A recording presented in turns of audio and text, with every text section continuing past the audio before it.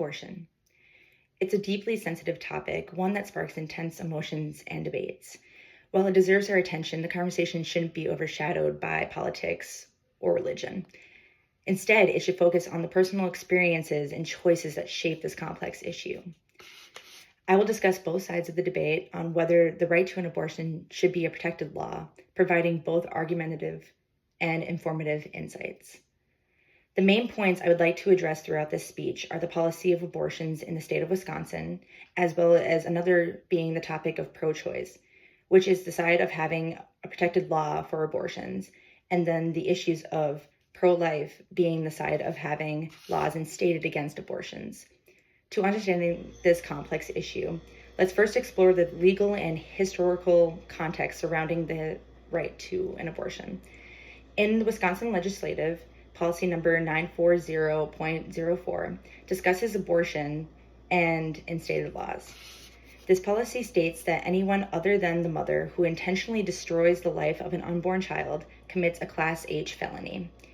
If a person intentionally causes the death of the mother while attempting to destroy the unborn child, it results in a Class E felony.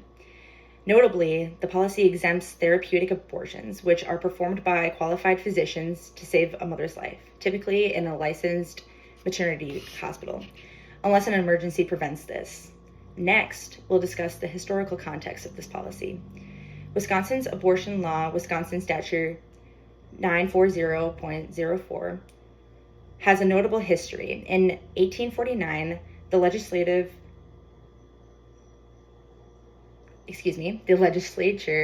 criminalized abortion, allowing it only to save a mother's life. In 1970, the federal court case Babette v.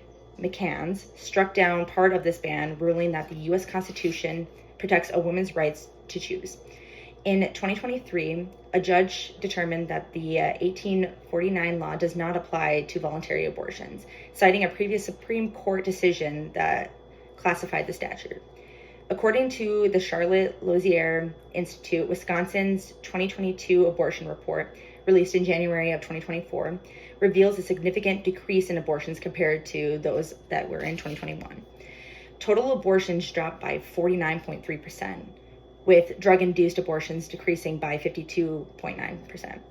In 2022, Wisconsin reported 3,333 abortions, a decline of 49% from the previous year, with 3,279 performed on state residents, including that of 1,172 of them being drug-induced abortions. Drug-induced abortions accounted for 36% of resident abortions and saw that 53% reduction. The abortion rate in Wisconsin fell by 50%, reaching 3 abortions per 1,000 women aged between 15 to 44. As of January of 2024, 34 states have released a 2022 abortion statistics, with 13 reporting declines. This trend follows the June of 2022 overturning of Roe v. Wade, which reinstated the abortion ban in Wisconsin. While the legal framework provides one perspective, it's equally important to consider the personal stories and experiences that shape opinions on abortion. Those for Roe v. Wade, before being overturned, were considered pro-choice advocates. Before Roe v. Wade was overturned, it established a constitutional right to an abortion and the right to privacy. The court held that this right, implicit in the 14th Amendment, includes the ability to control pregnancy. However, the right to an abortion is not absolute and must be balanced with the government's interest in protecting health and prenatal life.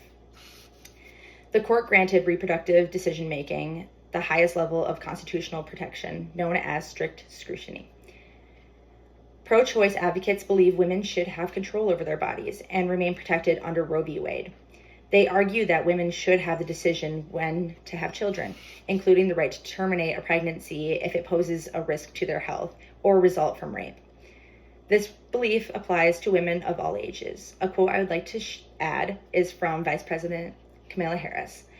1 in 3 women of reproductive age live in a state with an abortion ban. Statistics show that since Roe v. Wade was overturned, many women have faced the difficult choice of carrying pregnancies resulting from rape. According to PBS, about 7 in 10 Americans support legal abortions in cases of rape or incest. Yet 9 states have banned it in such situations. A study published in the Journal of the American Medical Association estimates over 64,000 rape-related pregnancies occurred in areas with these bans. John Yang discussed this study with Dr. Samuel Dickman. Now that we've examined the individual experiences, let's shift our focus to the ethical considerations that influence the ongoing debate. Those against abortions are considered pro-life advocates.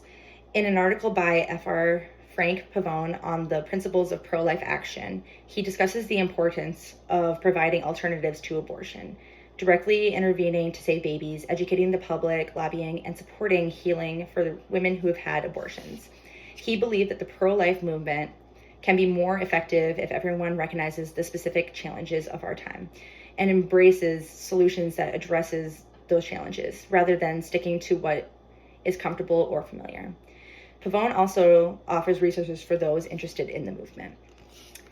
Those who oppose abortion believe that life begins at the moment of fetal development and that a fetus possesses human rights that must be protected. They argue that the termination of pregnancy constitutes a violation of the fundamental right to life.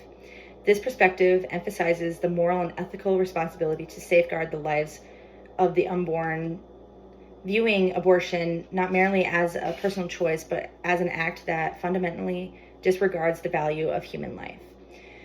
For many in this camp, advocacy against abortion extends beyond legislative measures. It encompasses a broader commitment to supporting expectant mothers, promoting alternatives, and fostering a culture that respects all stages of life. Having discussed the ethical implications, we can now turn our attention to the impact of abortion access on public health and society as a whole. In conclusion, today we explored the complex landscapes of abortion policy in Wisconsin, examining both the pro-choice perspective that advocated for the protection of abortion rights and the pro-life stance that seeks to impose restrictions on these rights. By understanding the nuances of each side, we can appreciate the depth of the debate and the importance of informed dialogue. Whether advocating for choice or advocating for life, it's crucial that we engage in conversations that honor the values and experiences of all individuals involved, ultimately working toward a society that respects both women's rights and the sanctity of life. Thank you.